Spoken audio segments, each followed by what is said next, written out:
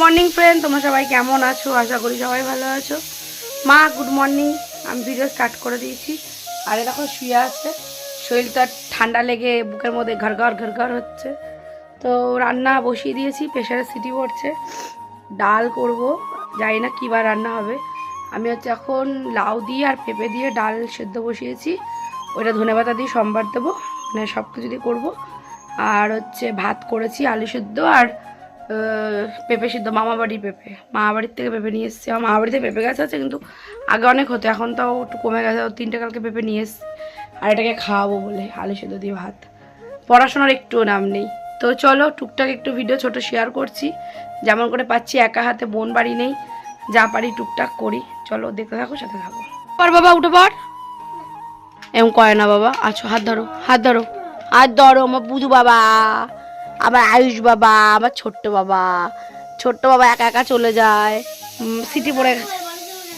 তাই ওরে চলে আসছিলা, ভালো করছিলা।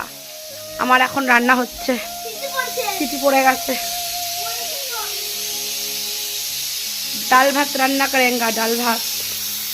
সিটি পড়ে গেল।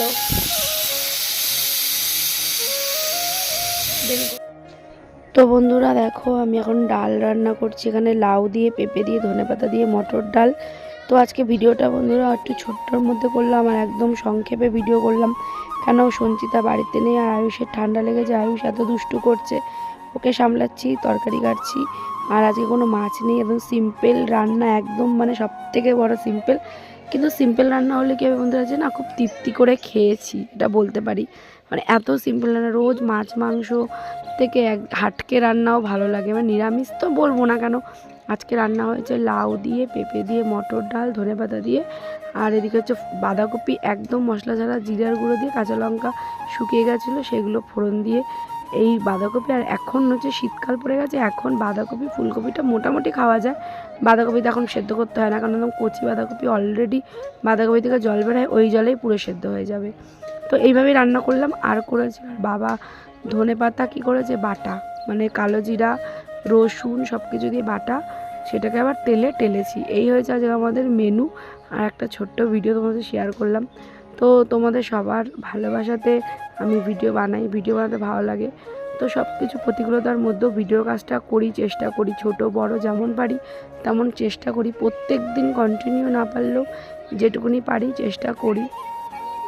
আর একটা কথা তোমাদেরকে সবাইকে বলার আমার, যে হ্যাঁ ভিডিও করি বলে অনেকের অনেক কিছু মন্তব্য থাকে।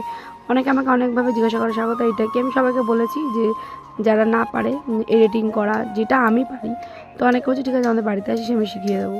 কেন কেউ যদি আমাকে বলে যে একটুখানি দেখিয়ে দিস না, আমি যদি বলি না কেন দেখাবো, সেটা তো একটা অহংকারী কথা হয়ে গেল না। তো আমি সবাইকে দেখিয়ে দিই, কিন্তু আমি নিজেই খুব একটা পারি না, যেটুকুনি পারি সেটুকুনি বলেছি দেখিয়ে দেবো। আর তোমাদের সাথে একটা ছোট্ট ভিডিও আজকে শেয়ার করলাম।